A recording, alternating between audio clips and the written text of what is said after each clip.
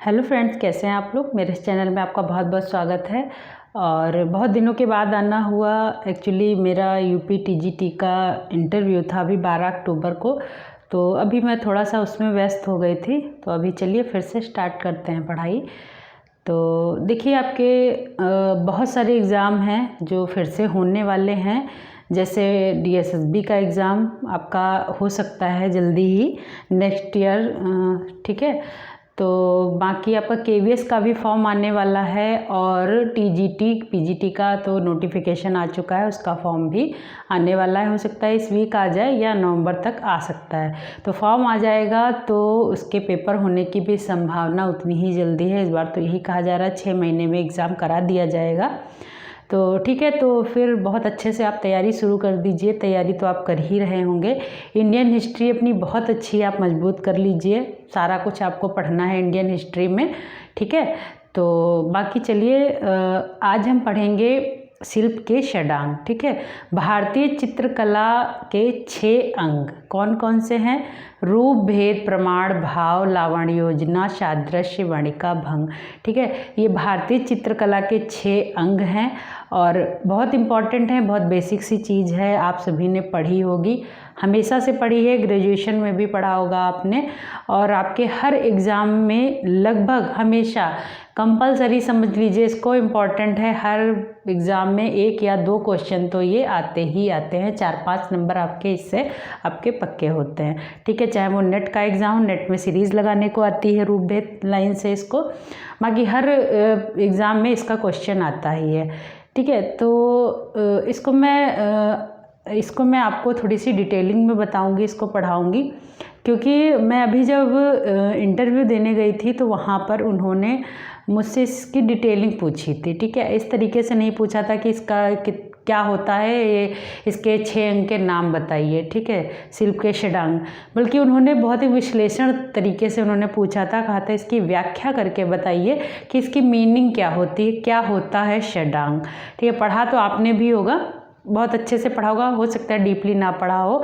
तो एग्ज़ाम में तो डीपली नहीं पूछता है, लेकिन हाँ, कभी भी आप इंटरव्यू देने जाते हैं तो वहाँ पे आपसे ज़रूर पूछा जाएगा। और बाकी अपने नॉलेज के लिए भी आपको पढ़ना चाहिए इसको पूरे विधिवत, इसको कि ये होता क्या है, ठीक है। तो अभी हम इसका अच्छे से इसकी व्याख्या करके इसको पढ़ेंगे। तो चलिए स्टार्ट करते हैं। देखिए, पहले तो मैं बता दूं कहाँ से इसको लिया गया है। तो जयपुर के राजा थे जयसिंह, उनकी सभा में बहुत विख्यात पंडित थे, पंडित यशोधर। तो उन्होंने इसका टीका जयमंगला नामक पुस्तक इन्होंने लिखी है। उसमें इन्होंने 6 अंगों का विवरण किया है भारतीय चित्रकला के। इस पर श्लोक भी इन्होंने प्रतिपादित किया है। तो इसमें देखिए, जो वात्सायन द्वारा रचित है कामसूत्र। कामसूत्र किसने लिखा था? ग्रंथ तो इन्होंने वात्सायन ने लिखा था। तो जो कामसूत्र है उसके प्रथम अधिकरण के 3य अध्याय में 4थे नंबर की कला है आलेख्यम। देखिए, कामसूत्र में 64 कलाएँ हैं। 64 कलाएँ अलग अलग हैं। अगर आप कहेंगे तो मैं उन्हें आपको बताऊंगी। अगर आप चाहते हैं कि अगर आप इंटरेस्ट होगा आपको, तो मैं 64 कलाओं के बारे में आपको बता दूंगी। तो देखिए, इसमें कामसूत्र में 64 कलाएँ हैं और 64 कलाओं में 4थे नंबर की कला है आलेख्यम कामसूत्र में, ठीक है। तो आलेख्यम को चित्रकर्म भी कहा जाता है।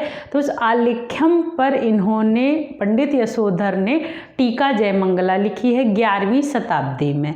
तो उसमें इन्होंने क्या किया है, कला के 6 अंग बताए हैं। भारतीय चित्रकला के आधार भी इन्हें कहा जाता है।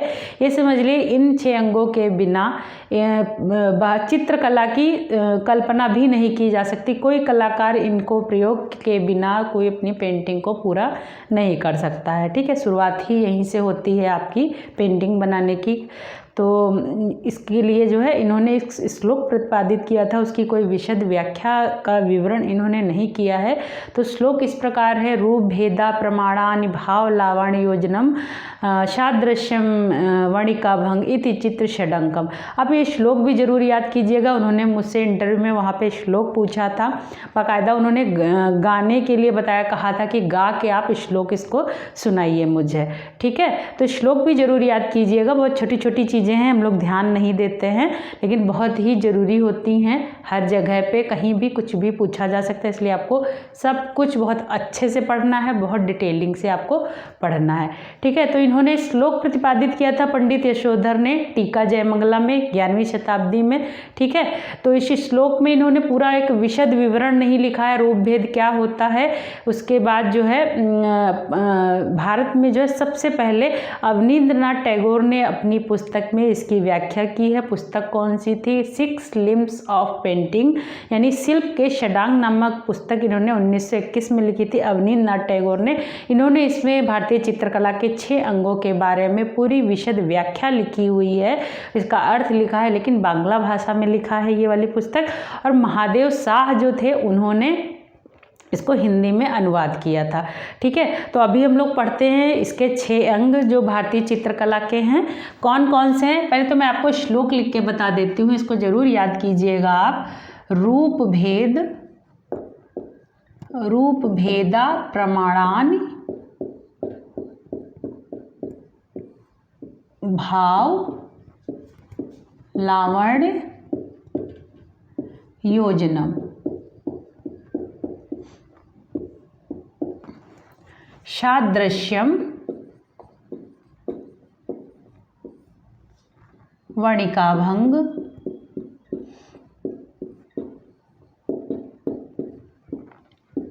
इति चित्र षडंकम।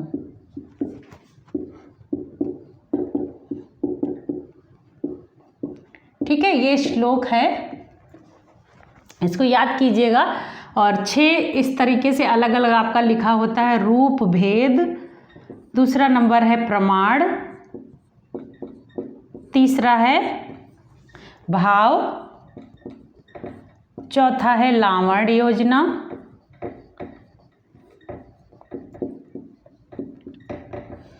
पांचवा है सादृश्य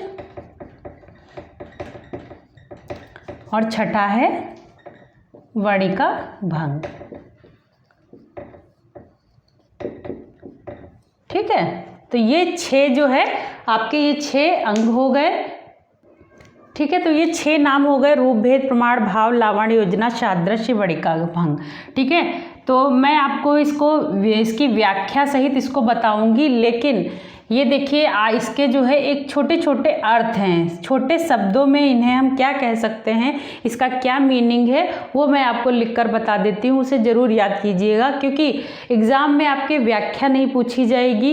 व्याख्या आपको अपने नॉलेज के लिए जानना है, कहीं भी आपसे इसके बारे में पूछा जाता है, आप आर्ट से पढ़ रहे हैं तो इसका नॉलेज आपको ज़रूर होना चाहिए। कहीं भी कोई भी कुछ भी पूछ दे तो आप बता दीजिए।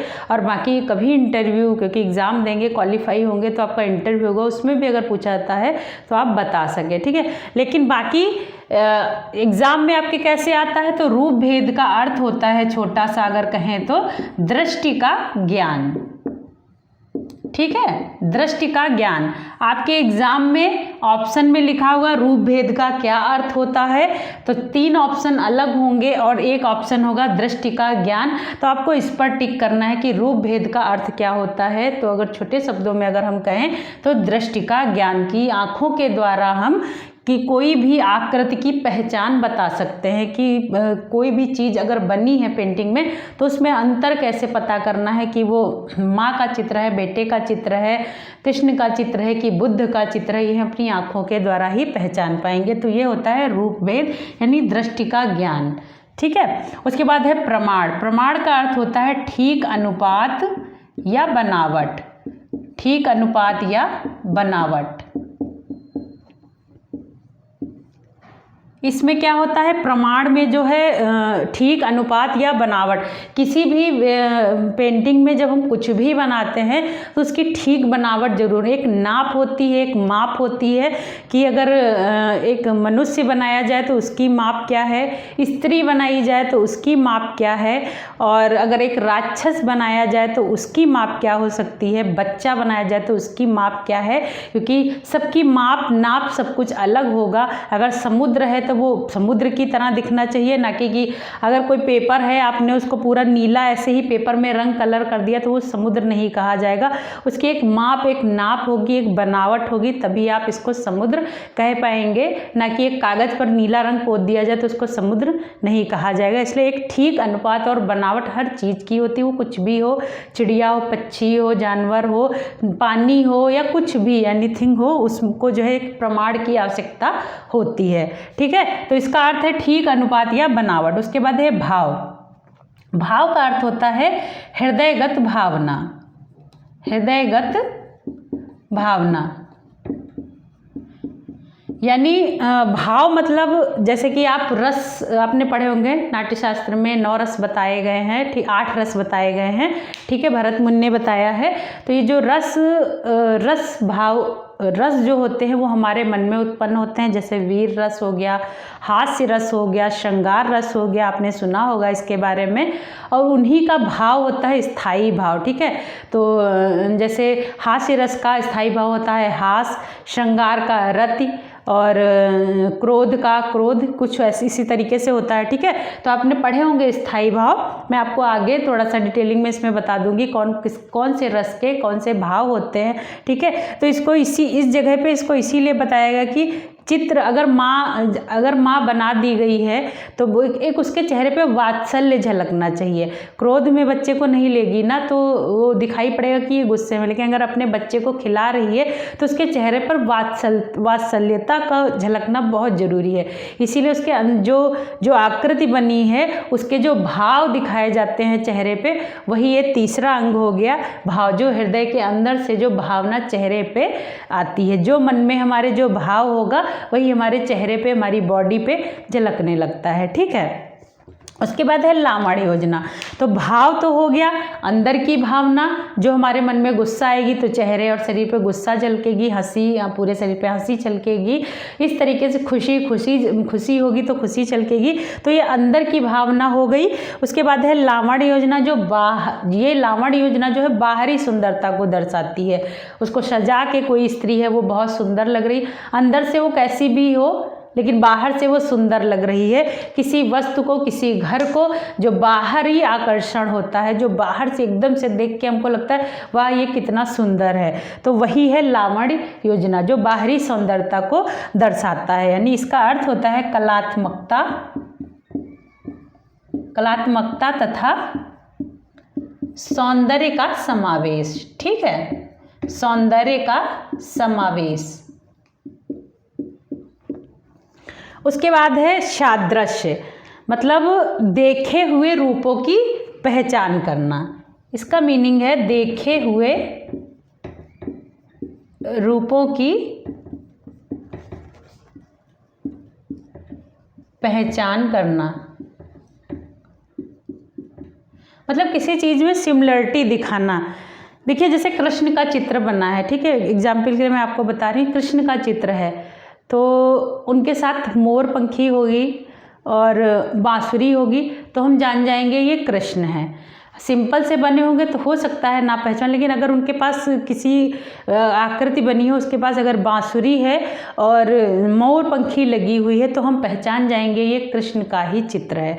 ठीक है, सांवलापन उनका, क्योंकि इसमें यही असादृश्यता में यही बताया गया है देखे हुए रूपों की समानता करना।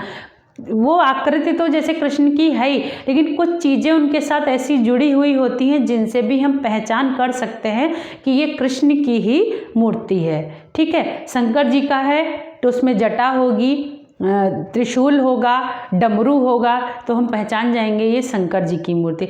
उनके साथ जो अन्य चीज़ हैं वो भी उन्हीं को दर्शाती हैं कि ये शंकर जी ही हो सकते हैं या कृष्ण जी हो सकते हैं। ठीक है, उसके बाद है वर्णिका भंग। इसका अर्थ है रंगों तथा तूलिका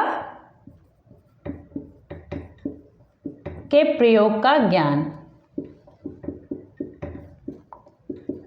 वर्णिका भंग मतलब रंग लगाना सबसे आखिरी काम है। सारी चीज़ों के बाद रंगों का प्रयोग करते हैं जो कि बहुत ज़रूरी है पेंटिंग में, रंगों का प्रयोग। उसके द्वारा भी उसकी सुंदरता को दिखाया जा सकता है पेंटिंग की, ठीक है। तो इसमें यह है कि कलाकार को जब वह पेंटिंग बनाता है तो उसे रंग तथा तूलिका यानी जो ब्रश होता है उसके प्रयोग का पूर्णता ज्ञान होना चाहिए कि कहाँ पे कैसा कलर लगाना है, कितना उसको कंपोज करके कलर को लगाना है, न कि आसमान को हरा कर दिया या नीचे ज़मीन को पानी को पीला नहीं कर सकते। तो उस तरीके के उसे रंगों का कहाँ पे कौन सा रंग लगाना है इस चीज़ का उसे पूरा ज्ञान होना चाहिए, ठीक है। तो अभी तक के लिए इतना ही, बाकी नेक्स्ट वीडियो में मैं आपको इसकी पूरी व्याख्या में मैं आपको समझाऊंगी, ठीक है। तो अभी तक के लिए इतना ही। अगर वीडियो आपको अच्छा लगता है तो इसे लाइक और शेयर ज़रूर करिएगा, सब्सक्राइब ज़रूर कीजिएगा। और बाकी अगर आप कामसूत्र की 64 कलाएँ हैं, देखिए बहुत बड़ा है वो, तो अगर आपको जानना है तो आप बताइएगा, मैं उसे ज़रूर बताऊँगी आपको, ठीक है। तो मिलते हैं अगले वीडियो में, अभी तक के लिए इतना ही, धन्यवाद।